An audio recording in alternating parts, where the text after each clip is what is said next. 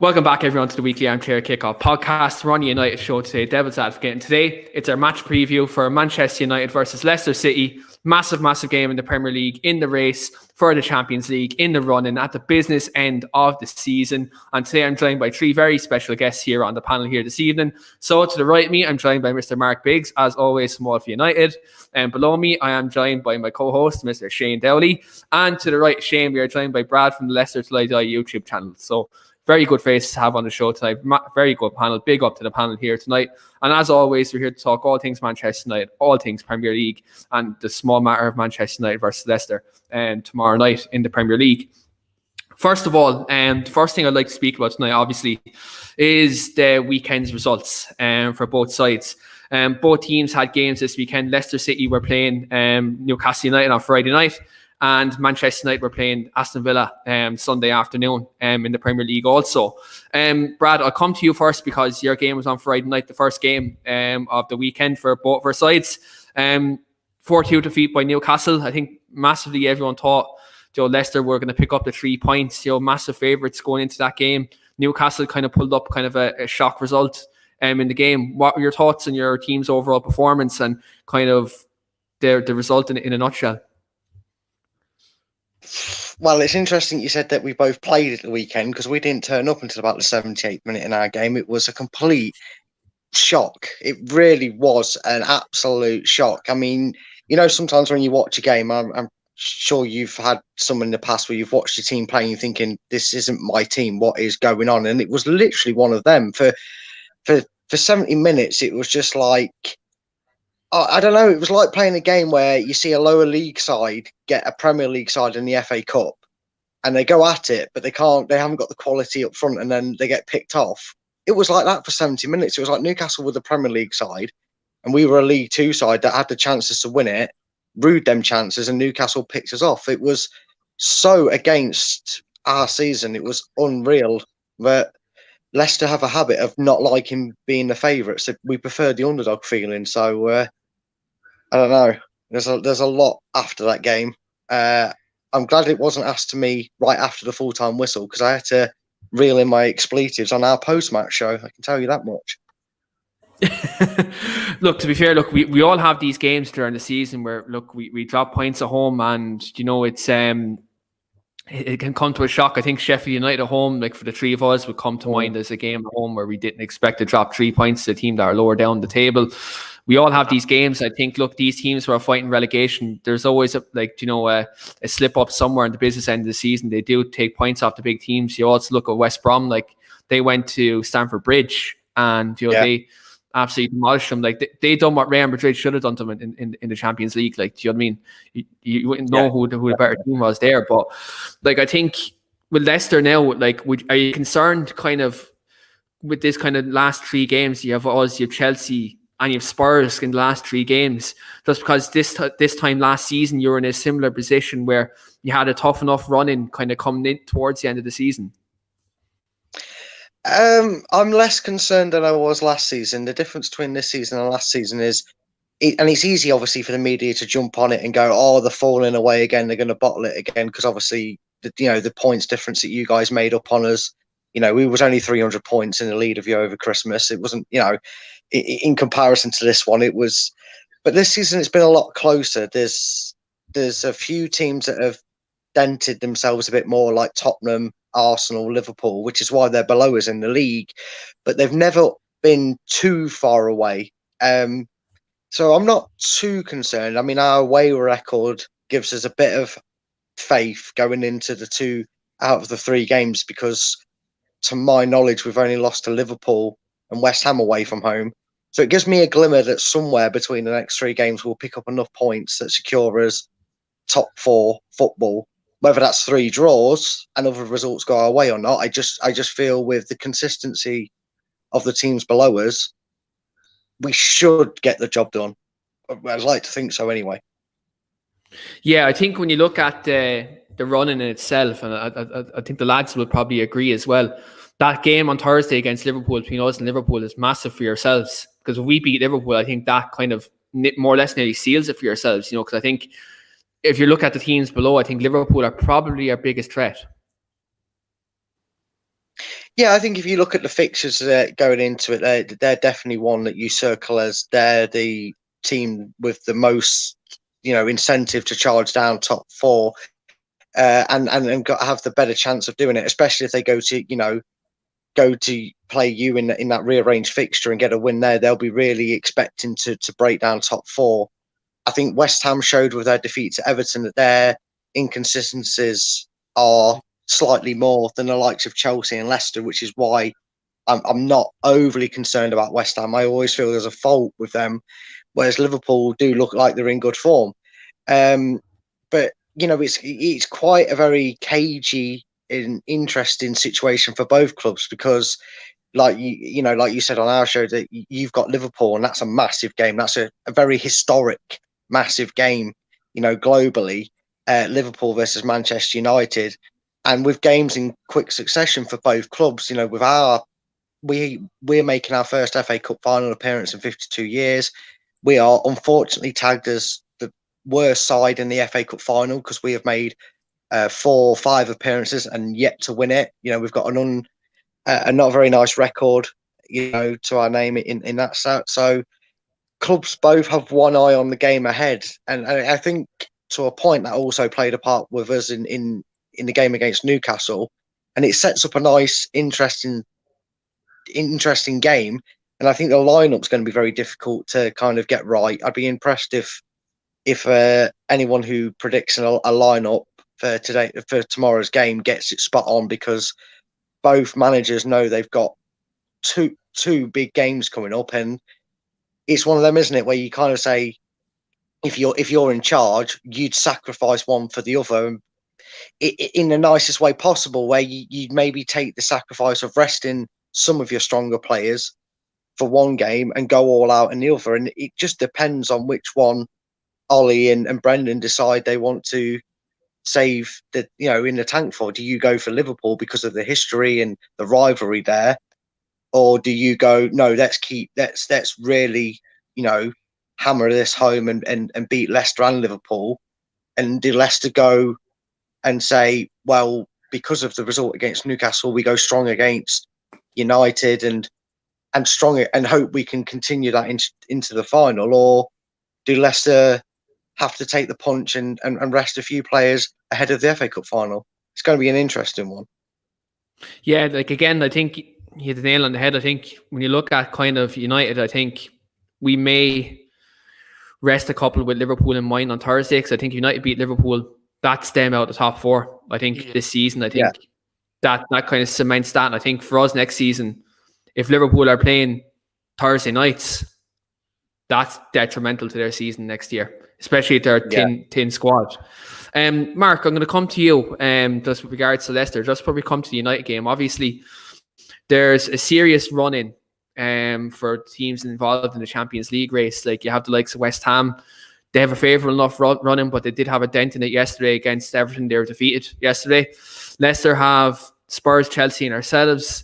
Liverpool probably have the most favourable run-in. Do you think maybe the mental side for Leicester from last season, do you think could this play a factor? Or the fact that all these teams are playing each other? Chelsea are also involved in this too, and they've one eye in the Champions League final too.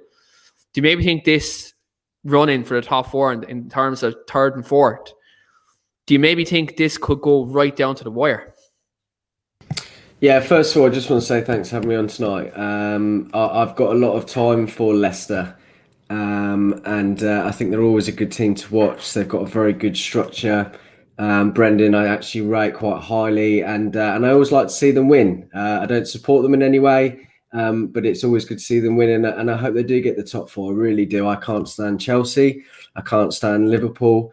And I really hope that Leicester get that. So good luck with that. It is going to play a big part. Absolutely. I think that last season they were very unlucky, and I think it really was sort of emphasised by United's great form. So I do think it's going to play a part. That they've got into the Champions League once before. Is it? They certainly deserve to be there again. And I think that, you always have, it's a bit like the whole Ollie not getting through semi-finals. Regardless of how true that is, it's going to play a mental block in some kind of form. And I think that could have could have an effect, but I hope it doesn't. And obviously with the remaining games that they've got, that is a tough one. But I think that, Chelsea are kind of in the same boat. They might have a Champions League final, but they've both got big games coming up, and I think it's 6 of one, half a dozen. That you can't call it.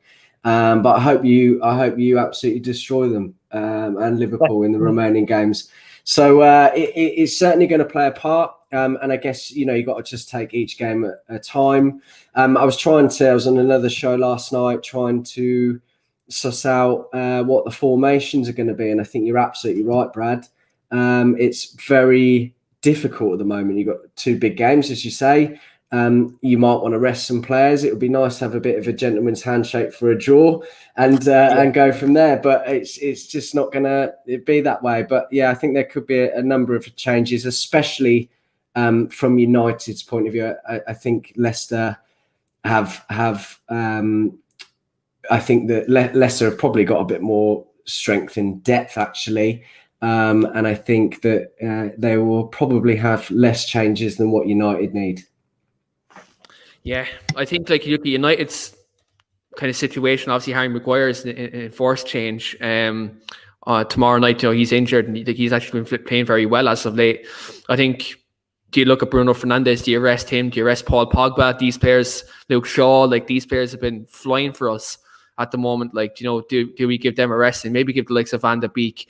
So maybe the likes of Joe Mason Green would play him from the start. Do you maybe do that? Do you maybe give Telles a chance to redeem himself from Wednesday night? Because Wednesday night when he came off the bench against Roma, that was a shit show. If that's the best way to describe it. Him at left back. So I think when you look at kind of the changes we can make, I think there's a few that we couldn't need to make, especially when you look at Thursday against Liverpool. That's also a massive fixture. Shano, looking at this top 4 race, obviously Everton won yesterday. They still have a few favourable fixtures to play as well. Could they sneak in? Because some of these teams above them are all playing each other as well. Could they maybe give themselves a run towards now in the end of the season that maybe on the final day they might have a chance of 4th? Yeah, I don't know. I kind of need to look at the table because in my mind, after the weekend results, I kind of had in my head that it was kind of between Liverpool and Leicester for that 4th spot with West Ham and Spurs dropping points. But I don't really think, I never really expected West Ham to make it. I don't think they really believed it either. They could actually finish that. I think Spurs I know maybe they're hoping for that new manager bounce, Saka Mourinho, but I don't really think it's worked. Everton, I don't know, how far off are Everton?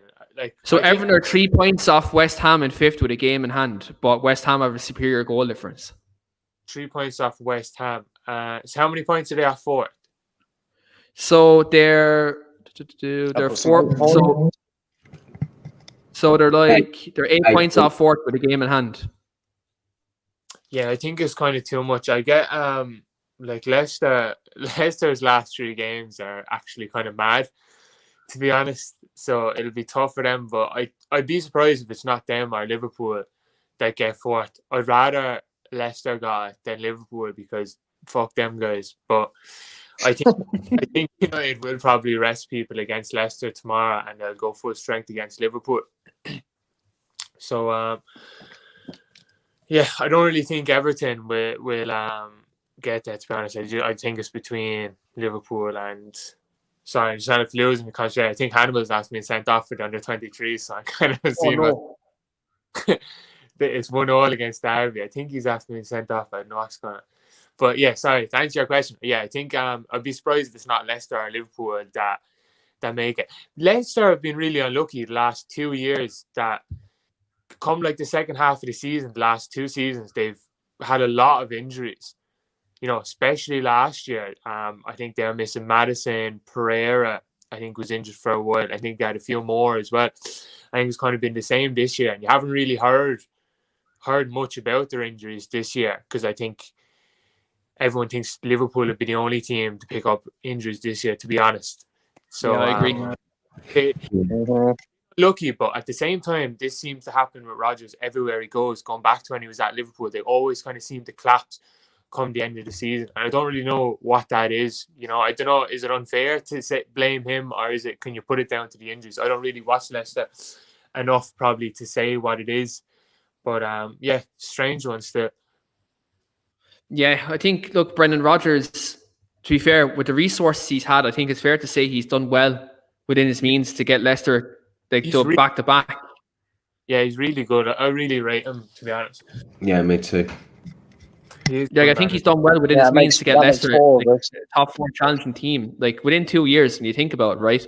The structure Leicester have in terms of their recruitment policy, which I know we're going to touch on later on in the show, with regards to their recruitment, which I think, look, I had Phil Brown on the show, who is a Manchester United journalist, and he covers United, and he spoke so highly about the Leicester recruitment under this ownership. And like, I think what Rodgers has done in terms of like scouting players, bringing young players in, you see the likes of James Justin, Thomas, Harvey Barnes, the likes of all them guys, he's done well to kind of bring them in. And then like the little shrewd signings such as Soyuncu and Fofana and, players like that who are kind of unknown quantities, and he brought in and he's done fantastically well. So kudos to Brendan Rodgers for that. And like, look, I think he's a big part of that. But look, we'll see what happens with Leicester and running. And look, I echo Mark and Shane, and I say, look, I hope you guys get top 4. I do not want to see Chelsea. Well, Chelsea probably will finish there, but I do not want to see Liverpool finish top 4. Like, I know I'm going on Liverpool channel tomorrow, but like, I just hope they don't finish top 4, because I think fully fit Van Dijk and all that playing Europa League, coming back from an injury, could be very detrimental to their season. Could really be detrimental. So you think make long sure term, you tell them that tomorrow, mate. I will. I rate how Leicester, like, they won the league and they decided they were going to stay being a big club, and they put the right things in place, especially the recruitment and the academy and the scouting side of things. Like, they all got that sorted, and they've done some really good transfer business. And they didn't just win the league and like be happy with that and fall away again. They've kind of stuck around and replaced 1 or 2 teams as part of the big 6, say, in the league. So yeah, I think they deserve credit for that and how they're run. It's a really well-run club. Yeah, and I actually interviewed Leicester under-23 centre-back Darragh O'Connor as well, Irish centre-back from Wexford in Ireland. And when he told me he was actually getting scouted by Leicester and he was over on Leicester City on trial, he told me that Brendan Rodgers was very hands-on when he was on trial. Like, Brendan Rodgers was very involved in kind of the youth setup, in terms of when... It's funny you say, because when you say that, it reminds me of that video when he was at Liverpool of Sterling, and he told Sterling to do something. Sterling was like, "Oh, steady on," and then he's like, "You tell me to steady on one more time, you'll be on the first plane back to England." Fair fight. Yeah. But it's true though. Brendan Rodgers seems to like do well with kind of bleed in young players, and I think, look, when I spoke to Darragh that time here in the podcast, like, he made that very clear to me. He's like, Rodgers was a very big part when he signed for the club. That he did take kind of a liking to him, and he put an arm around them when he signed. And again, it was kind of something that kind of opened his eyes when he signed for Leicester. But I think, look, he's a very good manager, and I think, like, look, people are talking about him going to Spurs. People are talking about Rodgers going to Arsenal. That's a step down for me, in my opinion, now, because you look at the project at Leicester compared to the projects at them clubs. There's more development for Leicester. Like, they have to get a new state-of-the-art training ground. The youth academy is fantastic. Everything about that football club screams progression. Where you look at clubs like Tottenham and Arsenal, screams regression and bad vibes. So I'm not going to talk about them 2 football clubs, because more money than sense. It's a very popular thing, like with the Super League. A lot of people are saying about the ownership, but for time now, like, a lot of the big clubs in England, the recruitment's been poor and the facilities haven't been progressing. Like, just a lot of these clubs are run very poorly. Like, if you say, like, I feel like Rodgers the last few years was always linked. You'd always see him, you could see him going to someone like Arsenal. And I think Arsenal have everything's just gone so bad for him now, from top to bottom, how the club is run and everything. Like, the name isn't enough to get money. You know what I mean? Try not to smile too much, King. He loves it, man. He loves it. Whenever you bring up Art, because he knows William's watching it, he just loves it. Anyway, kind of looking at Manchester United anyway, we are playing a game on Sunday against Aston Villa. I just want to throw this out here. If you go back and watch Devil's Advocate Friday night, I did call 3-1 United. I did call that scoreline. I did call Bruno Cavani to score, but I didn't call Greenwood. So I'm just going to say it now, in honour of William Bryant, called it. That's all I'm going to say. But yeah, look, 3-1 win. Again, another game where we've come from behind. You know, again, second half FC kind of prevailed. Again, it was a very good response, very good character shown by Manchester United on Sunday. Shane, I'll come to you first. What are your overall thoughts on the performance and the result on Sunday? I thought we played relatively well. I think the last few weeks was probably the best we played all season, to be honest. Probably since that Spurs game. At half time, it was never really in doubt, to be honest, because you could just tell we had played well at parts in the first half. So you kind of just, and we've done it so often now, come from behind, especially away from home, and win, that I think it was always going to be the case again, to be honest. Ollie said after the game that when he was asked about is it annoying that the team seems to only wake up in the second half, and he said, to be fair, that we were unlucky to be down going into half time. So I think we played well in the first half as well, especially the first 10-15 minutes. So yeah, it's kind of been the same. It's kind of same old with United story last few weeks. There's not much to say because we're not really playing for anything, but it is nice to finally put a few performances to the results, especially coming up to the Europa League final. It's nice to see Bruno get another goal. It's nice to see Cavani and Greenwood continue their form. So yeah, it's nice. It's nice to see the top players come into the bit of form coming up to the final. Yeah, and like one thing I want to touch on is Mason Greenwood, Shane, just with yourself here, just for a moment, because we had a chat a couple of months ago on this channel, and we were saying Greenwood's, like, his overall play is really improving, and it's something that, you know, that from our side we're saying it's great to see him do all this now. Will he, like, then we were saying it'd be great to see him get back amongst the goals. Saka to him anymore, to be honest, because I remember I saw it a lot a few months ago. Everyone was saying Saka and Greenwood. I don't see a lot of Arsenal fans mention his name anymore. So I wonder what that's about. Yeah, I think you were proven right, Shane. I think I think you were proven right in terms of Greenwood. Like, even though when he wasn't scoring goals, his overall play was he added a lot to his game. He just wasn't a raw goal scorer. Like Saka's, like, I don't like getting on young players for not being consistent because they're young players. What do you expect? But like the amount of people that were getting onto Greenwood, he was just having a rough patch at the start of the season, and it's completely normal. You see with Saka now, especially the second half of the season, he's not been very good, and you can't expect him to put a full season together when he's playing in a dead team like that, and they're having to rely on him. It's too much for a young player, so it's expected. Which is why it was so ridiculous when people were getting onto Greenwood, because it was so obvious. It was just a bad patch, just second season syndrome, and now he's come through it already, and he's playing some brilliant stuff the last few weeks. And you know, it was obvious it was going to happen. You know, you just trusted talent in him. Can I just put my 2 pennies in about Greenwood? I absolutely agree with you, Shane. We do this a lot, don't we, mate? But I've been saying this all season about Greenwood. When you've had I don't even think he's been that bad. Even in the first half of the season, when you've had a season like that at 19, 18 at the time years of age, there is absolutely no way that you're necessarily going to keep that on, especially as a striker. Okay, you always go through temporary forms. Okay, and that's just the way it is. But what they would have done, and especially with Ollie being the manager, and also Kieran McKenna, who works on the attacking type of things, they would have told him to focus on those other areas, which he's become so much better at. And when you do that as a young, inexperienced player, you are going to push getting goals to the back. Yeah, and you are going to focus on those other parts of the game, which is something that you do have to learn that earlier, because then you grow on that with experience.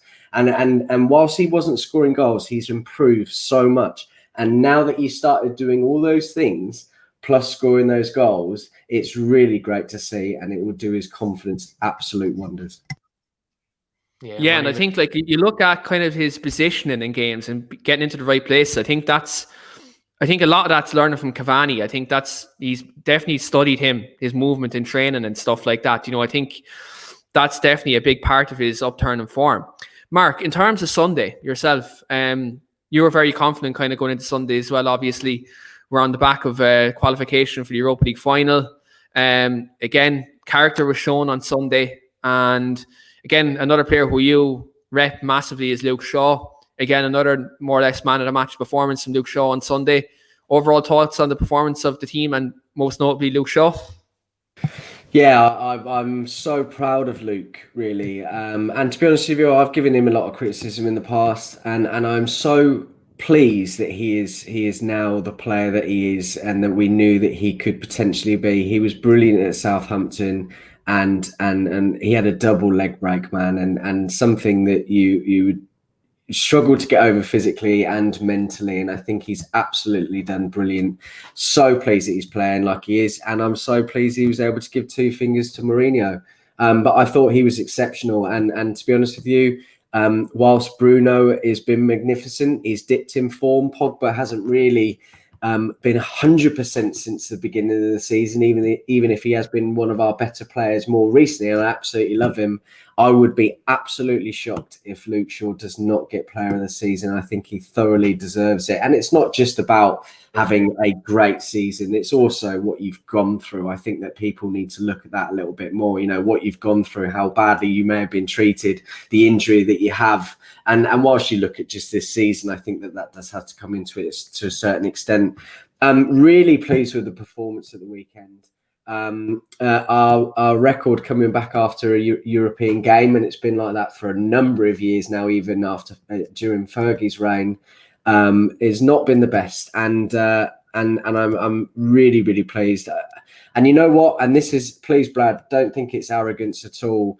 We've gained 31 points from being in a deficit and then winning or drawing games, and that is, whilst a very double-edged sword stat, because you don't want to be reliant upon that. It is an incredible achievement, and I'm absolutely buzzing about that. I just hope that we can kind of carry that into our home games a little bit more going into next season. But yeah, absolutely brilliant, and you're absolutely right. Again, not arrogance. It's purely the fact that we've done it so many times, and we seem to turn it on after half time. That I genuinely really felt that was what was going to happen, and I'm so pleased it did. And again, honestly, that's not me being arrogant. It's just, I think that's the way it is for a lot of United fans, and that's a good thing.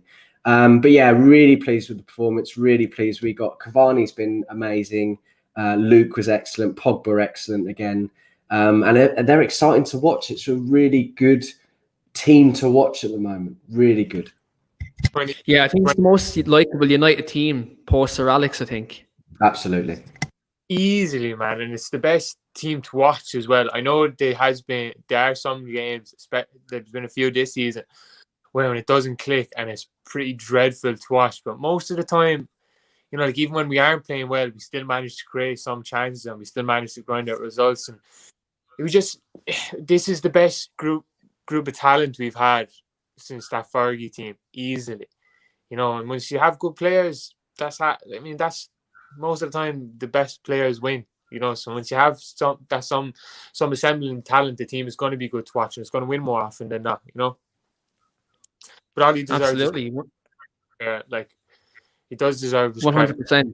Well, Ollie deserves a lot more credit than he gets, especially of some United fans that still don't give it him. I mean, I dropped a comment on when you was on the show with Chris Keane, and I think if you look at Lampard this season, had a squad full of quality players, just like Ollie does. There's no comparison. You can compare them in that way because you've got some quality players there. And obviously, I remember that infamous game against PSG when you beat them and you was down in like 8th in the league, but it was like a lot of fans were saying, "Oh, that's just a shadow of your form at that point." And you look where he's come from now, being backed in this. I know you don't like your owners, but he's been backed one way or another by being kept the job. Whether that's because he was a cheap option at the time, and they were hoping he paid off. Whatever the Glazers' reasoning for keeping him, when it wasn't going so rosy for you has really worked, because Lampard had a good squad of players and he was failing. And they had to bring in an experienced head to get Chelsea back in the Champions League talk. With Ollie, you've just got better as each developing season that you've had with him. He shows that he's now getting and gaining very quickly the coaching experience, because I feel there's only so much a group of talented players can do if they're getting coached badly. And I think that's something that a lot of other fans don't realise that Ollie is actually doing now. And I don't, sometimes, you know, when you're thinking they're in a Europa League final, the second in the league, how can you still doubt that Ollie's not really getting to grips with being a proper manager? It baffles me that there's people out there that think he's not good enough still. I am just to go in again. Sorry, Shane. I'm so pleased you said that, and thank you, mate. I've been very critical, not nasty, but critical over the last couple of years, and I'm so pleased it's shut me up and shut lots of fans up, because it's really great to see. And coming in as an inexperienced manager, it's always going to be very difficult. And it's that ridiculous saying where, in order to obtain experience, you need to be given it. And whilst it is a huge jump from Mulder, he knows, lives and breathes the club. And I do firmly believe that that's a huge thing. And really, whilst he's got rid of a lot of deadwood, he hasn't really brought in too many players. And it's not too dissimilar, really, to Mourinho's team. And I think that's testament to him again, because he's brought the right players in. And also, the spirit of the team at the moment is so good to see. You know what and for those that say that... No, sorry, Sean, go on. You get your... I was going to say, for all the argument's sake and that they say... Sorry, that was a cluster, weren't it? Where they say that, like, sometimes, it's controlling the egos. That's where you need an experienced manager. You know, people point a lot to Pogba. I mean, he does dab and dye his hair every day of the week, but that's him. Egos and that. You got to remember that guy was in the dressing room with the best man to deal with an ego. So he's used that. He's gone back in time, and he's remembered what he was like as a player and what it was like knowing that. And I think that's really helped graft him to make that big jump in his career as a manager. Yeah, I think you can't learn from the best. Alex Ferguson's that. You compare him. Sorry, that's it. I was just rounding up. I think the obvious comparisons with Ollie, Lampard, and Arteta, and I think the biggest difference between the three is Ollie's man management compared to the two of them. Like, I think especially when you looked at how Lampard got sacked, when he got sacked, and the reports of the relationship with some of the players. And when you lose the dressing room, it's game over for you. I just think that goes a long way for Ollie, is that the players have his back. And I think another thing, probably the biggest difference between him and Mourinho, is his talent that he is good. Like, he watches the teams and he leaves the politics out of it. You know, he's not leaving out his better players to just prove a point, and he's not playing bum players just to prove a point. You know what I mean? Not playing the obviously bad players goes a long way for the team. Do you know what I mean? Like, that just goes, like, whatever about coaching obviously is important, but like, if you just simple things like that, if you just play your best players most of the time, that goes a long way. And if you're not picking fights, that makes a massive difference. I think that's probably I think you could say, like, he's probably the worst coach, like, tactically, out of the managers we've had post Fergie, bar Moyes maybe. But what helps him is the man management, and just his talent ID is better than the rest of them. You know, he's not overcomplicating things and trying to prove points. You know, and doing the basics right, and that's been the biggest difference. I think even in a real world scenario, and I mean real world because it's not sort of fantasy football and all the money, you need to be happy in your job. And I think it really goes to 60-70%. You can get a lot out of your players, and even that extra push just from that environment, and that happens in everywhere you go. And this testament to Ollie. I think he's a fantastic man manager. Yeah, and look, I just want to touch on it as well, just finally with Ollie. Shane, we didn't get a chance to say this on the show but since Jose Mourinho's got sacked from Tottenham, I just wanted to address this. Jose Mourinho's first defeat as Tottenham manager was Ollie. His last defeat as Tottenham manager was Ollie. And we all told you that Mourinho was going to get sacked before Ollie was. And none of you wanted to believe me. So you guys in the comments who told me that me and Shane were wrong, fucking apologise. That's all I want you to do. Fucking apologise to the both of us. I didn't comment on your chats on that, but I was one of them people that thought Ollie wouldn't last as long as Mourinho, so I'll apologise on my behalf for you as well, because I didn't see that coming, I have to admit. Destiny is all the same, man. Can't run. Karma always comes back, and I love it. It's real. It really is real. Breaking news today, obviously, Fabrizio Romano broke it before Manchester United actually announced it, which is the usual thing. Edinson Cavani signed a 1-year extension for Manchester United, which keeps him here till the end of the season. Mark, your thoughts on the extension of Cavani? Look, we're going through a honeymoon period with him at the moment. It was still, and I still firmly believe, a panic buy. But he has taught us a huge amount. And you know what? We had Lukaku a couple of years ago, and he was a proper number 9. Yeah, first touch wasn't great, whatever. But we forgot about how important some of the attributes that Cavani brings. And whilst he's going through great form at the moment, as I said, this is what I mean by a honeymoon period. It's very easy for us to say, "Oh, fantastic." But I do genuinely believe that. I am absolutely over the moon that he signed another 1-year deal. I think that some of the comments that he said today, he said that he's really been humbled by the club, really sort of understood what they're about. And he hopes that he can be here for at least another year and achieve great things. And that's the kind of mentality you want. Aside from the striking attributes that he has, that's the kind of mentality that you want. And he obviously has a good rapport with everybody.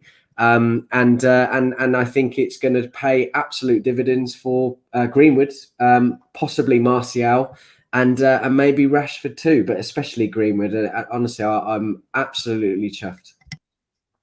Yeah, look, when I seen the news come out that you signed the extension, I was delighted. Like, look, I'll be honest, at the start of the season when we signed him, when we could have signed him 8 weeks before we did, I was like, why are we signing him for? Like, I'll be honest, I'll hold my hands up. You can go back on the channel. Yeah. I said it like, it kind of astounded me really, because we could have done the deal. I think it was 6 to 8 weeks before we done it, but we did do it. But look, I'm glad to say I was wrong. He's out there coming in and shutting me the fuck up. He's just been a revelation. I think the last time we took ages to sign someone was Fellaini, and I wasn't his biggest fan, so it could have ended up like that again. You have to go on track record sometimes, but it didn't work out like that. Yeah, absolutely. But when you look at the number 7 shirt, I think he's finally after breaking that number 7 curse. To be fair, because the South American and the number 7 curse broke in one go. Yeah, that's fantastic. Like, do you know what I mean? It's great to see that both curses and broke at the same time.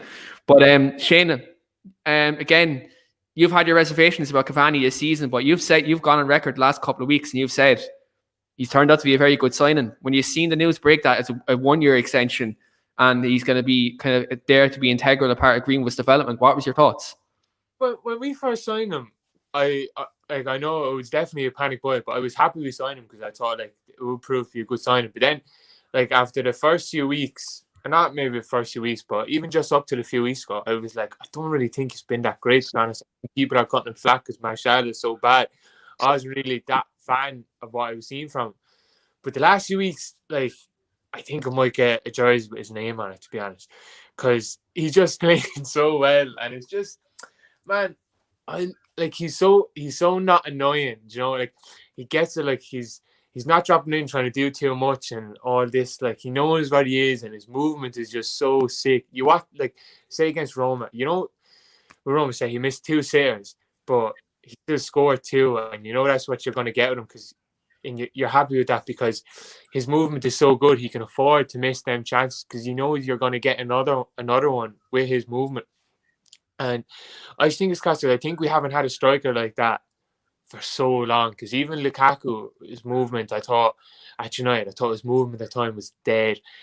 Ibra was a good player for us, but he was dropping in to midfield too much. he wasn't really being a focal point, but he did have a good season. I think the last time we had a striker that was Van Persie. Yeah, I was going to say that was just playing on the last shoulder and just like, man, I like it. I love it. Like, John, no, I'm really happy he's re-signed. Like, I think he's doing so well, and just the way he plays. I know he's 33, but his game, he doesn't rely on his physical attributes at all. It's all with his head and how he moves, and so I think it's not as if he's going to dip next year. I think he'll be good again next year. I think this year the biggest problem with him was because he came and he kind of he came just after a long layoff with an injury, and then he came back and then he kind of picked up another little niggle, and then he had another. He was fighting fitness for most of the season. Because at 33 now, when you come back from injury, it might take you a bit longer to get going again. And I just think the last few weeks he's managed to stay fit. He's finally gotten back up to top speed. He's gotten a run of games under himself, and he's just doing the business, man. I'm really happy he's re-signed, to be honest. Just a very quick point. Sorry, Keane. Remember when he signed, he'd had an ACL. He hadn't played since March, and that's a long time. When you're 33. I'm nearly 33 and I'm knackered all the time. Okay. So when you're 33 and in a sport like this, it must be difficult. So I don't blame it. And whilst it might be an excuse, that could have very much been a period for him to settle in. But yeah, absolutely over the moon with it. It's kind of mad how people offer Icardi, and Icardi sucks, to be honest. I think he's poor. Yeah, he's been used at PSG, to be brutally honest. Brad, sorry, can you go? From an outside point of view, you obviously have a striker in Jamie Vardy who would be a similar age, and he's still, for more or less the time, still playing at the top level. When you've seen the news today, obviously, that Cavani signed that 1-year extension, what are your thoughts from an outsider's point of view? I think it's genuinely a brilliant bit of business. I've always rated Cavani. I think in similar status to going under the radar, I think he's very underrated, like Benzema. I think that's a player who could have come to the Premier League and would have came with skepticism. I don't know what was more shocking, the fact that he was let go on a free, or the fact that it took so long for someone to take it. The deal kind of flared up and then died off with you guys. You were the instant team that was first surrounded when the window opened, and it was announced he was on a free, then it died off. It kind of reminded us of the deal we had for Esteban Cambiasso. We were kind of, he was released. We was one of the first names randomly chucked out there, and then that died off. And then right near the end of the window, we snagged him. We got him, and unfortunately, unlike Cavani with you guys, we couldn't get Cambiasso to extend his deal. But I think he's a real coup of a player. He offers you a lot, and you look at the teams he's played for, and the caliber of players he's played against, and teammates he's had. I just can't believe how you got him on a free. I mean, that's the sort of guy 2 seasons ago you looked at and gone, if they sell him, he's going to go for a fee. I mean, in essence, a comparison for money value. In a sense, maybe not on such a drastic scale, but you could say he was like the difference in what you've got money value wise just by him playing, not let alone his goals and his contributions that he's done on the pitch, but just by the way he plays the game and the footballing brain he brings. That was the equivalent for what Leicester did when they brought in Cambiasso, and they did and the experienced players that we've brought in over the years. It's a good decision. It's a great buy, and I actually think that's one of the most genuine Ollie signings that he's had. I think that's the reason you guys took so long, because Ollie was probably trying so hard to convince your owners to not go for someone that he didn't like or didn't know or didn't want. He knows Cavani, he knows what he's capable of, and that's why he's here. And I firmly believe that Ollie is the reason that Cavani has now come out and signed a new deal, because it wasn't, it was about 3 or 4 months ago he was saying he wouldn't stay in England. And to make it sooner than that. I think it was only 3 or 4 weeks ago. It's only come out recently, he's staying, which is great. Yeah, and we've had that, and I know it was a bit sour grapes the way it ended in a way, but we had the same with Mahrez, and our owners gave him a reason to stay, but gave him a kind of a gentleman's agreement, which obviously we know it went a bit sour with the transfer, the whole 90 million in January, because Man City came in earlier than we expected to try and get him. But we kind of said to Mahrez, look, give us a season, take the Europe, get us, push us on, and then we'll let you go. And I feel like, Ollie said, look, if you help us get top four, you're 33, you've got the ability. If that money influx, I can strengthen the team. And Edison Cavani's probably thinking, I could just come back from an ACL. I've just had a fairly decent season in the Premier League. If I can do another one and push this team on in the Champions League, that 33, 34 years of age, if he can end this season second and with a Europa League medal, he's going to be more chuffed than United that he signed a new contract with you, because that's very appealing. I think, like you said about us looking like an appealing squad for Brendan over the likes of Arsenal and Spurs.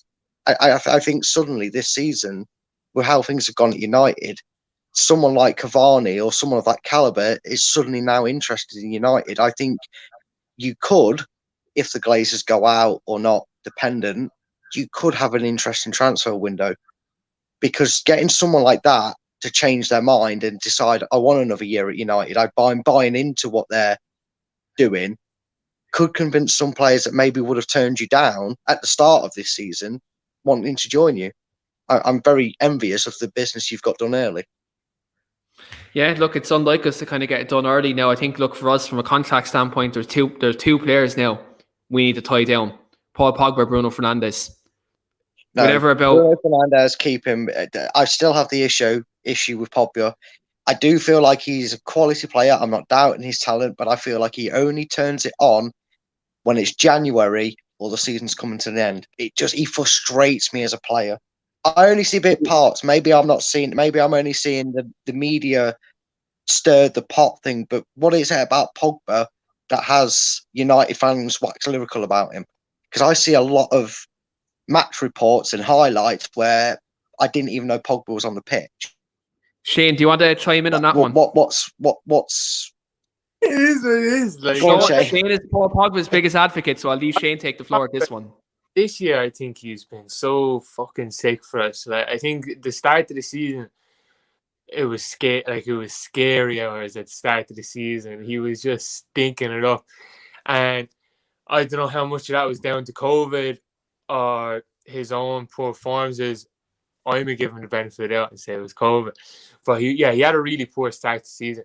But I think after that he was playing very well, and I think you look at the effect it had on us when he got injured halfway through the season, when we were like top of the table, I think, and next minute he went off injured against Everton, and we had that dip, that really poor dip mid-season where we kind of basically just handed City the title, and kind of he's come back and he hasn't missed a step. He's been really good since he came back again, and obviously it's kind of too late now, because when he came back, City had already ran away with the title. I think this year, after the poor season, I think this is probably the most consistent season he's had for us, to be honest, because he's just been really good, man. I've just been really happy with what I've seen from him this year, Out of position as well, left wing for the majority of the season. Yeah, fucking he's doing his thing, left wing, like. I do think the media. Sorry. Yeah, I just think I know he is a talent, and I have seen him play phenomenally in this running. Like you're saying, is it just coincidence that it seems to be around the time, like you said, you're wanting to tie him down to a deal? So how long's left on his current contract? He's a year left. Year left, yeah. Yeah, it's just something annoyingly about Pogba where you see him have performances for 6 or 7 weeks around these sort of times where you think, if he did that for 38 games a season, he would be unstoppable. There'd be no talk of Man City winning the title. You guys would be in it. And I just think there's few players that are going to do that 38-game season. De Bruyne doesn't do that for 38-game season, but luckily enough for him, he's playing the team that he can have 10 stinkers in a season and it won't affect him. Now, I'm not saying Pogba's better than De Bruyne or anything like that, but I just do think there are players who are able to have these off games, but they're in a good team and they get away from it. Where, unfortunately, if you've been playing for United the last 2 years, you're not going to have that luxury. If you're going to have only until Bruno came in. Yeah, do you know what I mean? Up until Bruno came in, if Pogba we're not going to win and you're the biggest name in the team, you're going to get dragged for it. You know, so I don't know, like, I don't think it's just been a case of this season where he's playing for a move away, because I think he's had really good runs of form in the past. Like, I think on the whole, since he signed up until Bruno came, I think he's been our best player year in, year out. Obviously, he's had dips in form.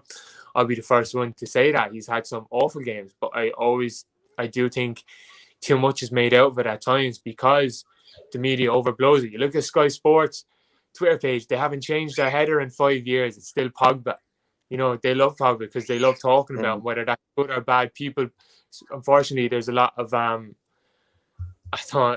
a lot of people that will love getting onto a black player, especially an outgoing personality like Pogba. So I think the media feeds into that by throwing. And I'm not trying to say, like, if he plays badly, he plays badly. I'm not trying to go, like, I'll be one of the first people. You can go back earlier in season, at the start of the season when he's playing poorly. I'll be one of the first to say that. But I do think there is an element to that where it's always blown out of it's a bigger deal than it is. You know what I mean? I think part of that is the media knowing that there are certain fans in football who will jump at the chance to get onto a black footballer, especially when you're a bubbly and outgoing personality like him. You know, people just don't like it. But that's not me saying you can't criticize him for having a bad game. Like, work away. I'm the exact same, you know, but I just think there's an element to that to it as well. Yeah, 100%. And look for me, I think tie him down, give him the contract, and do whatever you can to keep him at this football club, because he's just a fantastic footballer. Mark, you want to say something there as well? Yeah, just very quickly. Firstly, Paul Pogba's not the problem. His agent is. He does genuinely love the club. And it's taken him a long time to settle. But during that time, this has really been the first time where we've had that bit of consistency. We've got a man manager that's going to be able to manage Pogba very well. I don't believe that he's playing away from the club. I think that he's had a chat with Ollie, as we spoke about earlier with man management. He's had a chat and he's just playing to the best of his ability. Yeah. United fans, or at least most of them, I need to interrupt you. There's breaking news.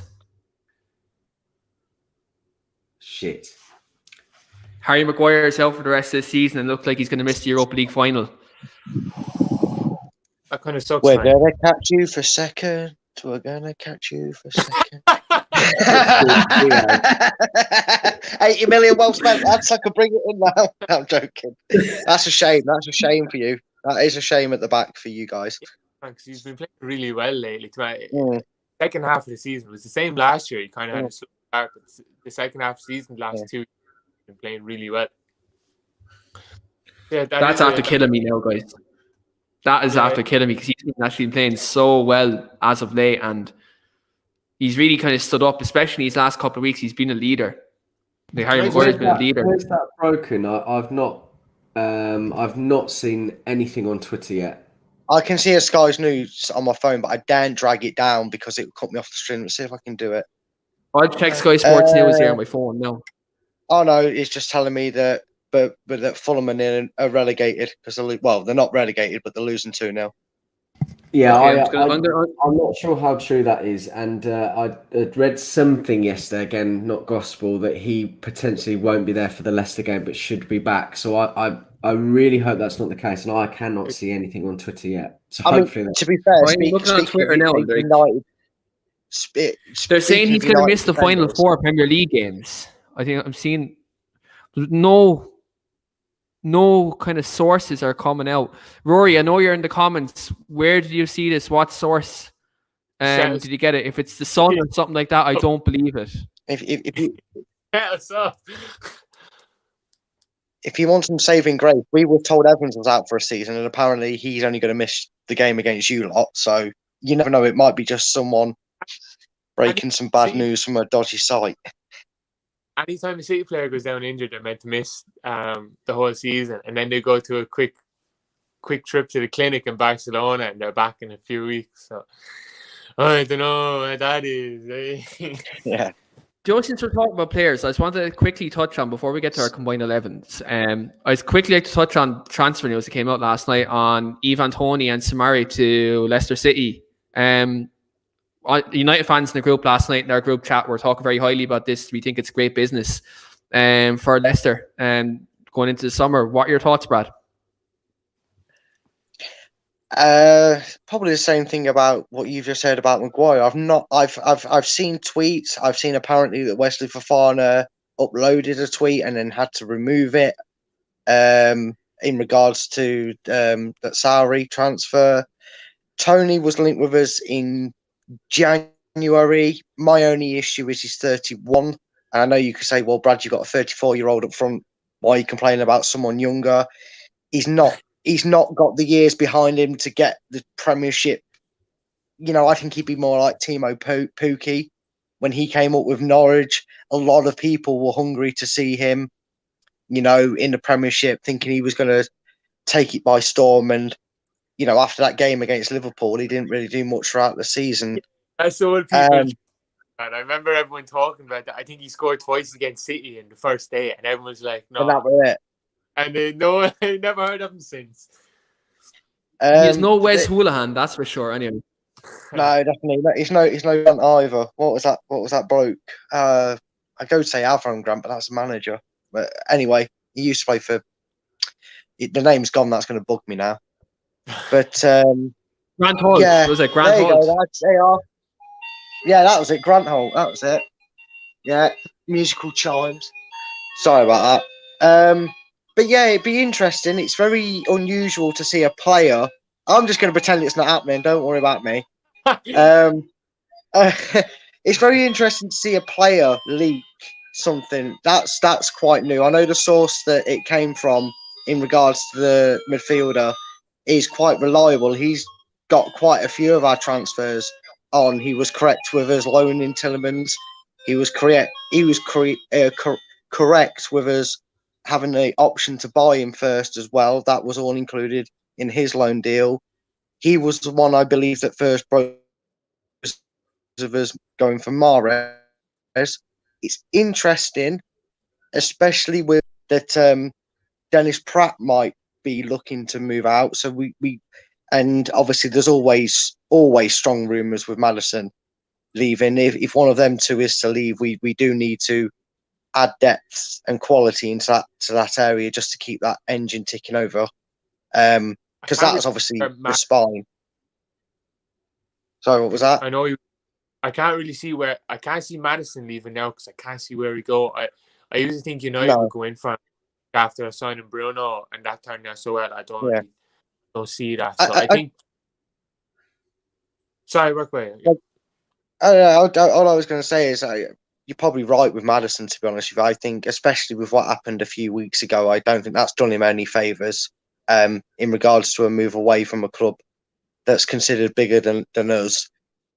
I think with coronavirus and last season, and as you guys have rightly pointed out, our struggles with injuries, we've not just had niggling injuries, we've had long-term injuries, you know, Justin and Barnes this season. Ricardo. And I think sometimes... Oh, yeah. And Ricardo is a big loss on that side of the field. Trust me, he really is. We're lucky that we recruited again well with Castagne, because he's been phenomenal for us when he's played. And I think it's quite important that, you know, people might think, oh, well, everything's going to go back to normal now. We're going to have the Euros. We're going to have a full pre-season. It'll be fine. You don't really recover from 2 seasons that are played so aggressively close together. There literally hasn't been. I can't remember a time in football where the season turnaround was so short, and I certainly can't remember congested fixture list as bad as list for every club in the Premier League. I think it's pivotal that you don't just get a depth player for the sake of getting depth. That you're looking at a talented player and an up and coming player as well. So I'm more interested in the links to the midfielder, but I'm not too interested in Tony from Brentford or whichever team it is in the Championship. Because, but I remember that midfielder was being linked to Madrid like 2 years ago. So like he is highly rated. I think last January he was being linked to United as well, or it was at the start of the season. This year he was being linked to United and move in January.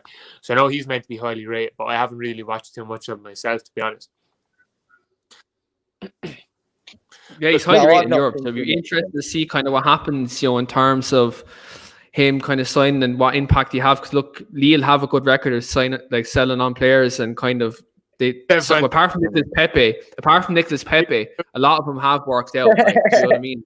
To be fair, Leicester, I like Leicester and Marcus. Like they trust their scouts, and they're willing to take a punt on a player, because you see all these big clubs and you see a player go somewhere and so a player will go to someone like Leicester and they'll go for peanuts, and then a year later they'll be linked to the move away for Leicester for like double or treble the price.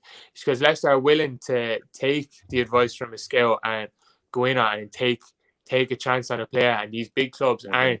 And I don't get it, because it just costs them more money in the long run. Like I think Harry Maguire is probably a good example where Leicester signed him. N'Golo Kante, Chelsea.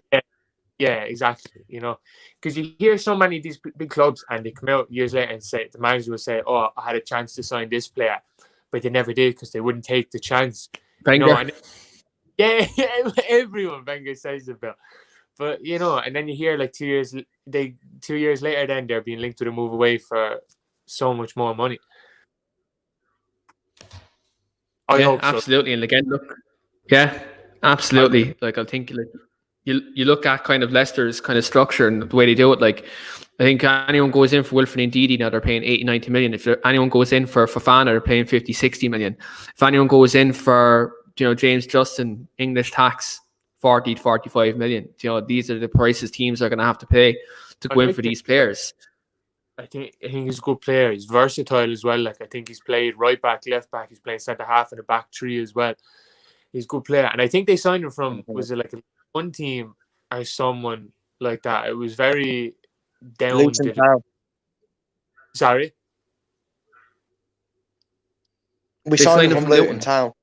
Yeah, it was good bit of business, man. Good bit of business. Yeah, 100%. Since we're talking about both of our teams, and before we get to our score predictions for tomorrow, both teams are playing very well this season.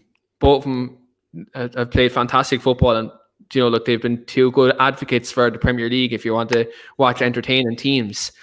So this is where it gets interesting. We're going to go to a Manchester United versus Leicester City, combined 11 on current form. This should get interesting. Anytime we have a rival fan on the show, I always like to do a combined 11. Well, not so much with Arsenal fans, because about one of their players probably gets into our team. Into anyone's 11, so it's fine. Arsenal team only gets their own 11. or even I think I was on the show when we did the Liverpool one. That was before Christmas, I think it was. And whilst obviously we get frustrated with Liverpool fans, I say the same about us. They were very, very biased, and I can't do Liverpool combined 11s because they're a pain in the arse.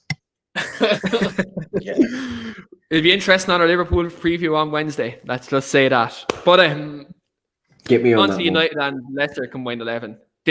I found a couple of positions tough today. I'm not going to lie. There's a couple of positions I knew myself bias did come into, but I'm going to come to Brad first. Since you're the rival, we're actually going to give you the floor first. Give us your Manchester United / Leicester City combined 11, 1-11, and what formation? I think I've got to go for a 4-3-3 formation.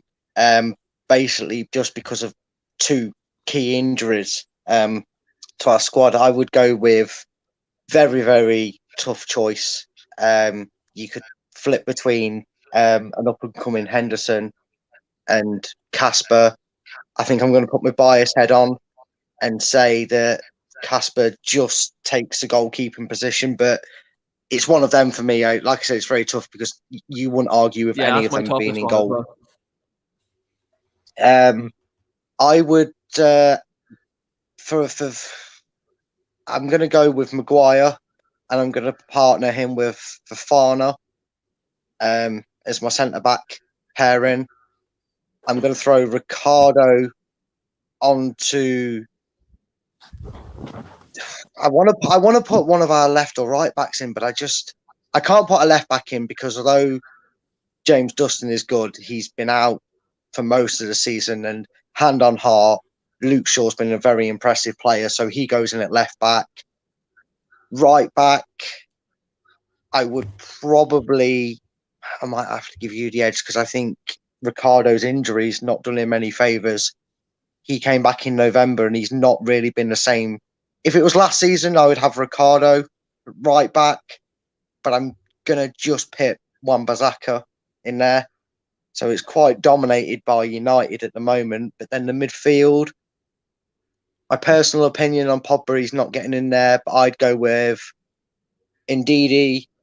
I would go with Bruno Fernandes, and then I would have Yuri Tillemans.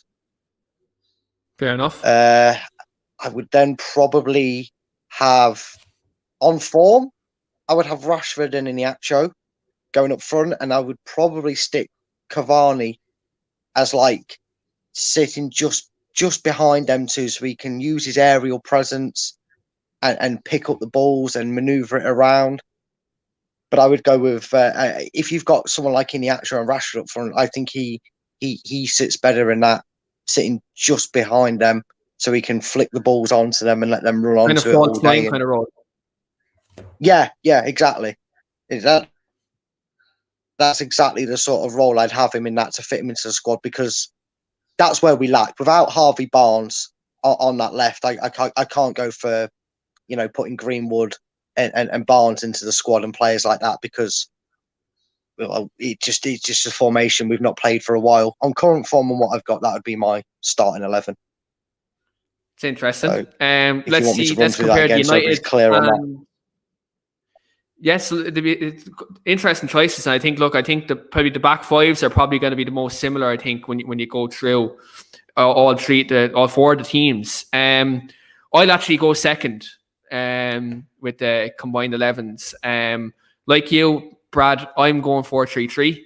I was going to go 4-4-2 just for the sake of it, just to be kind of old fashioned, but okay, 4-3-3 is the modern way to go. It's the formation I want United to play next season too. So going 4-3-3. Again, goalkeeper was hard. Because look, Schmeichel he's for the large part of the season been very good.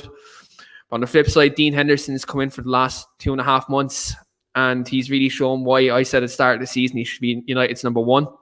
And so I'm going to pip Dean Henderson as the goalkeeper, but Kasper Schmeichel has been very consistent, and I like Kasper more than I like his father. I'm just going to put that out there.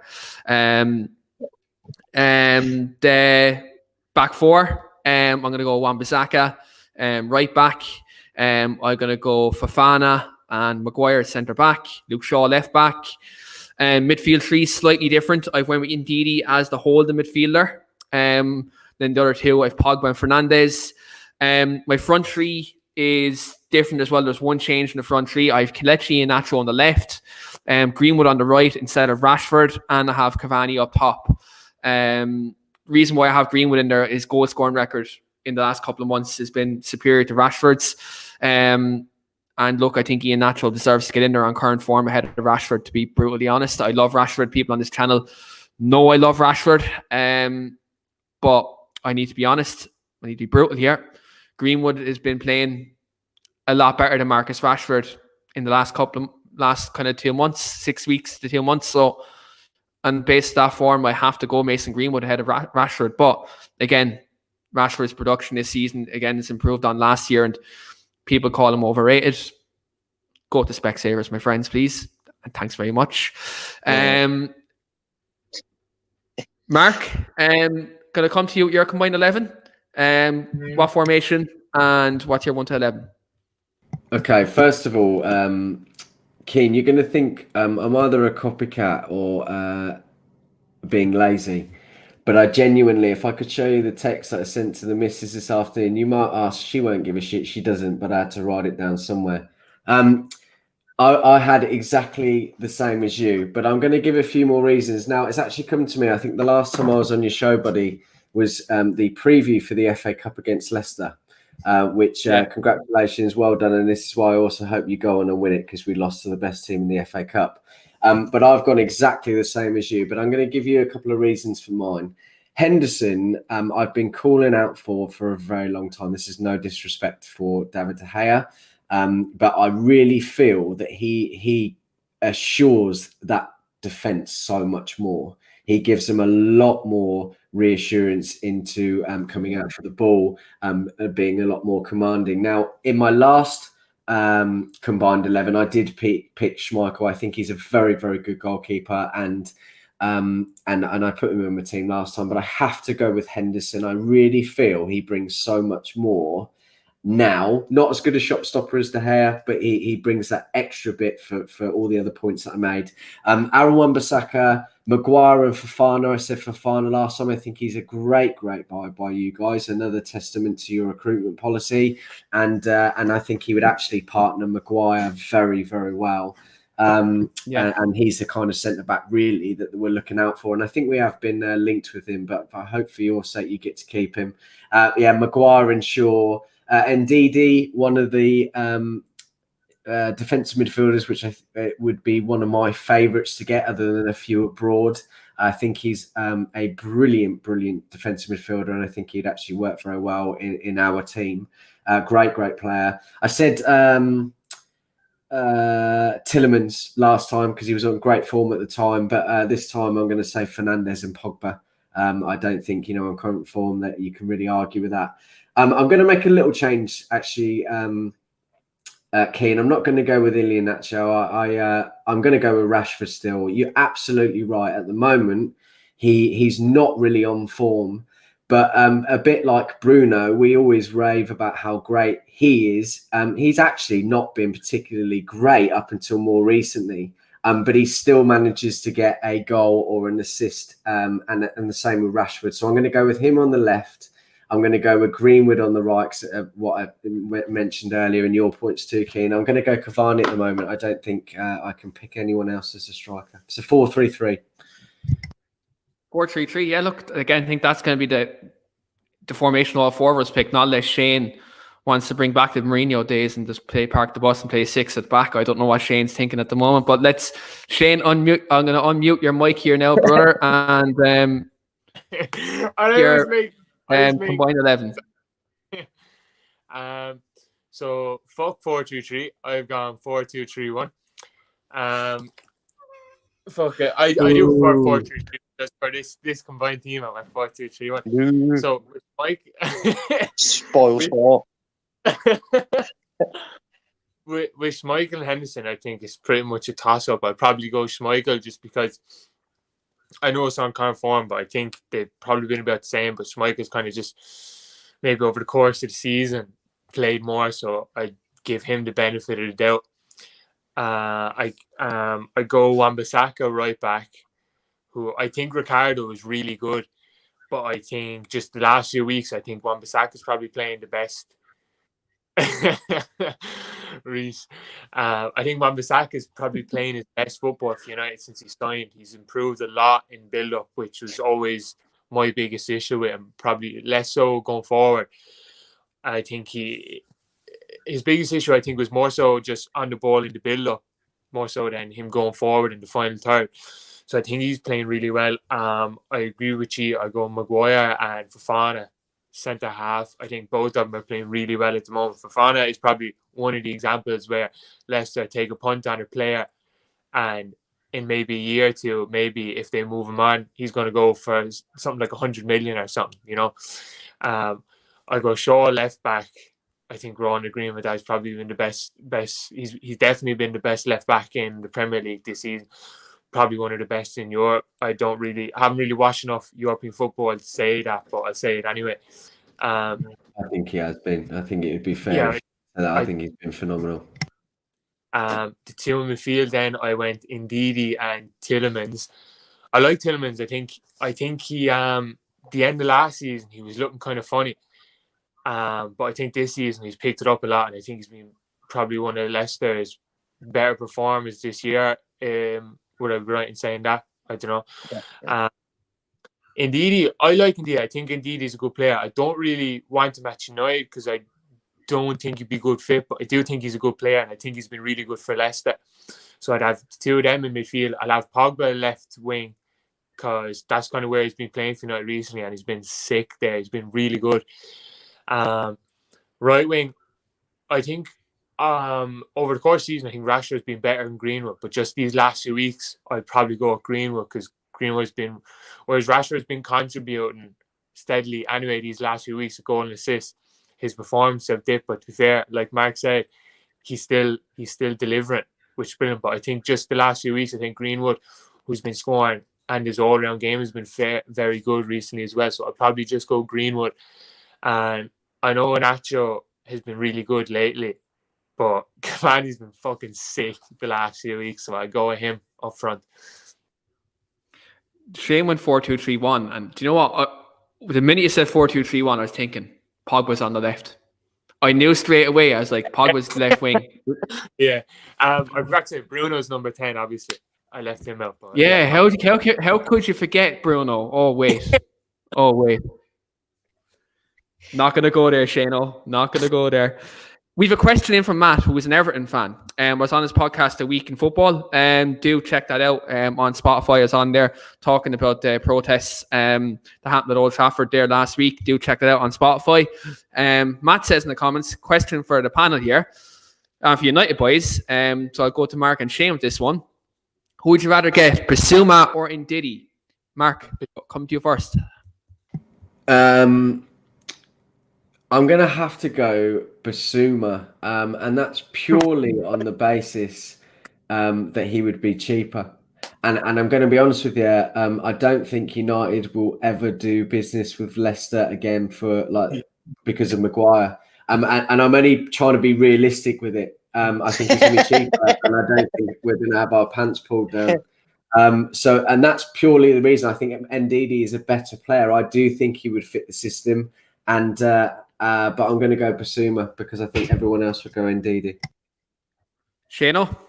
I think Mark's spitting facts. I go Bissouma as well. I think he'd be way cheaper, and I just prefer him. I think Ndidi probably overall might be a better player. I think Ndidi's better defensively, but for whatever difference there is defensively, I think Bissouma makes up for being far better technically on the ball, which is why I prefer him at United, because I think we need a DM who's more comfortable receiving from the back four and receiving it under pressure.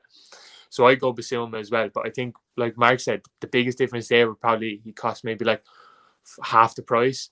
Maybe I think City are being linked to him, and I think it's probably 30-40 million. Whereas Ndidi, if you were to go in for him, would cost above 60 million anyway, at least, I think. Yeah, 100%. I'm just going to answer your question, Matt, as well. I'm saying neither.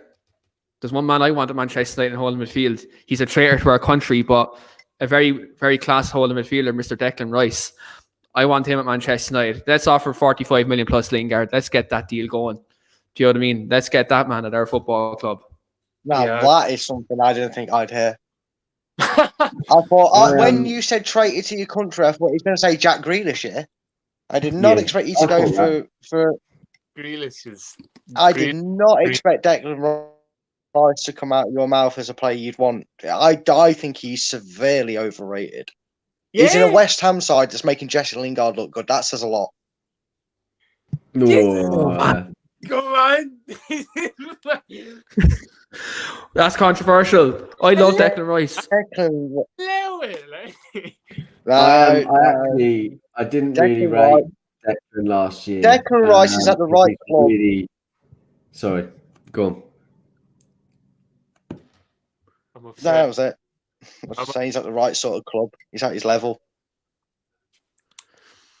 I don't know. I think he'd do a similar role for us what Michael Carrick done. He has all them attributes. He's comfortable taking the ball. He's a fantastic midfielder, and he's strong, and again, he's someone who's, Yeah, I think, would be a good midfielder for United. I think he's as good as Ndidi defensively. I don't know. Like, There's just something about him. plugging the spaces. Oh, And, now, come on. no, but just I think they're both really good ball winners. I think positionally they're both very good. But I think Rice has that something else where he's not brilliant on the ball. He's not excellent technically, but he's good enough where he can take it under pressure and evade a bit of pressure, and just so he doesn't try and do too much. So he doesn't have a great range of passing, like say Carrick or someone, but he moves it well and he moves it quick enough that I think he'd do well for United. And I think his athleticism is really good as well. You see him sometimes at West Ham and he takes it and then he's just somewhat like McTominay, where he's explosive enough to evade a bit of pressure, but then Rice can carry the ball for another 50, 60 yards after it. So he doesn't progress the ball passing that well, but what he lacks with that, he makes up ball carrying. So I think he's a really good player, man, to be honest. I agree with Keane. If I had my choice, I'd go with him. Question, there's come to the comments there. Reese says in the comments, question for lads, from each club's team, if you had to choose one player to be traded from one another, who would you choose and why? Oh, right, I'm going to go first. Easy for me. I'm going to go first. I'm going to take the easy way out here. I'm trading Lindelof for Fofana. I'm taking the easy way out here. Does it have to be a starting 11 player? Elaborate in the comments, actually. Does this have to be a starting 11 player or can it be a squad player? If it doesn't have to be a starting 11 player, I'll trade. I would say Phil Jones. Yeah. It's got to be a first team player, surely. Yeah, it has to be first teamer. So fine. Yeah, do 11. Do a first teamer, because that makes it a bit more interesting. Otherwise, I'm going to start looking at our under 23s and selling one of them for Bruno Fernandes. Right, let's go. So, right, I'm going to go. I'm going to have to jump off there, lads. Just you know what? Actually, I'm going to change my one. Because Fofana's probably worth more than Lindelof, right? I'll trade Wan-Bissaka for James Justin at right back. Lads, I'm going to have to jump off there, just put the little one to bed. But thanks for having me on again. Sorry about that. Yeah, no worries, Shane. No worries, Shane. Have a good one. Chatting to you, lad. Yeah, Mark, nice being on the show with you again. Keane, thanks for having me on. I'll see you later, lads. Right? No worries, see you later, mate. So I'm going to come to both Mark and Brad with this one. Brad, come to you. I said James Justin for Wan-Bissaka. What first teamer would you trade? Oh, that's a difficult one. Can I get away with saying I'd swap pair? I tell you what, this would be controversial, but you're gonna have to hear me out on this. So maybe let Mark go first, because mine's quite controversial. That I'm coming with. Okay, Mark. Mark, let's go to you. Fofana, I would have him any day of the week for 8 if that counts as a first team player. If not, it's probably going to have to be Victor Lindelof. Mark, you took the one I did at the start, but yeah, fair play. Fofana does suit us 100%. Brad, I'm here. I'm dying to hear this controversial one. Hit me with it, brother. I would swap Tammy Abraham in and swap Vardy out. No, this is for both like our own clubs. Oh, you're right. Well, between Leicester and Manchester, that's what I thought. Well, then it'd be Rashford. I did same principle, same reason behind it. I would swap Rashford out, and you can have Vardy. And the only reason I say that's controversial is because of how well he's admired and loved as a club legend. At Leicester. But honestly, I'm thinking one eye on the future. If that was possible, if someone said to me now, you can trade a player, my instinct goes, if I can't con you into swapping Napolis Mendy for Bruno Fernandes, I would swap Vardy and we're going proper first team players, I would swap Vardy for Rashford. There's a lot of Leicester fans crying at that now. Jamie Vardy leaving. I now have to change my address, my name, and my identity, and maybe even my gender. I don't know, but to hide away from Leicester fans. But it's just a future thing, because eventually it's going to happen, and if it doesn't happen next season, he's he's one for the future. Someone like Rashford, it never happened, but if we could get it, if that was the trade that was offered, I would take it. I would love someone like that at the club. Absolutely. Look, it'd be a mad trade, but look, we're just going to wrap it up there finally. Just with score predictions. I didn't get Shane's score prediction, but I will ask him in the group chat later on, and I will post it up on the thumbnail for the video. Brad, going to come to you first. Leicester fan, you confident coming into tomorrow's game? I'm confident that we can get something from the game because we've got one of the most impressive away records in the division. I think it's either yourself or your Manchester Blue, as I'm going to call them, because I don't want to offend you too much. Are they any other team that might have a better away record than we do this season? Yeah, so you are literally we're the second best team with an away record. Depending on how badly you rotate, I think we might get a win, but my heart says 1-1. And I think after the Newcastle result, I'd take a draw just to kind of reinstate that confidence. See, Reese is even copying me now. Yeah, Reese saying 1 also, but there's 2 1-1. I think both would be happy with that. Yeah, I think that the general consensus probably wouldn't mind that, to be quite honest. Mark.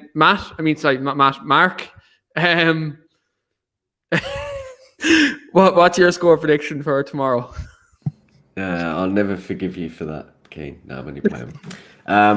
I said yesterday on another show, and I'm going to stick to it. It's either going to go 2 ways for Leicester. I think it's going to be quite cagey. I think we're actually good against attacking teams. I don't think the formation is going to change too much. And it's either going to go 2 ways. I think you're either going to come out fighting from that Newcastle game, or you're going to struggle after that Newcastle game. But I really feel that United will just get it tomorrow 2-1. 2-1. I have the exact same score prediction. I'm going 2-1 United. I think, look, it won't be like the FA Cup game where we made 9 changes. I think this game we'll probably make 4 or 5. I still think it'll be a pretty strong team that we will play, and I do think we will win the game. Look, for me, I think I'll go Bruno Fernandes. I think Bruno Fernandes will play the game. He never wants to rest, so look, I think Bruno Fernandes will play. So I'm going to go Bruno Fernandes and to score from the penalty spot, and I'm going to go with Mason Greenwood to get the other one for United. But we will concede off a set piece. I'm just going to call that now in terms of how we're going to concede. It's going to be from a set piece. But we have... We've only scored from 3 set pieces this season. Are you sure? Look how we concede We've only goals. scored from like 3 set pieces. We always concede from them, so something has to give. Maybe in the outro we'll take a free kick. But that's it, guys, for tonight's show. And thanks very much to Mark, thanks very much to Brad, and also thanks to Shane for coming on as well. We are back on Wednesday with our Manchester United versus Liverpool preview. Tomorrow night in the channel, our Arsenal versus Chelsea preview on the London Lowdown podcast will be live as well. And also at 10 p.m. tomorrow, I'm over on LFC Day Trippers with Keane and Grizz Khan and the lads. So if you want to check that out as well, do pop over there and catch me over on the Liverpool channel tomorrow. And look, as always, like and subscribe, smash a like in the video. So it does go a long way in terms of helping us grow. And also subscribe. We're nearly at 300 subscribers now, which, look, for a small channel like us, Joe, is I suppose it's pretty big for us because we're only kind of new. So if you haven't subscribed, subscribe to the channel. We do cover all clubs, not just Manchester United. We cover Arsenal, Chelsea, Tottenham Hotspur. We also have an all women's football show as well. So look, we do try to cater to everyone as well. So look, if you want to catch other content, not just Manchester United, we do facilitate it over here in the show. But thanks very much, everyone, for watching. Thanks to everyone in the comments tonight. And look, we'll see you tomorrow.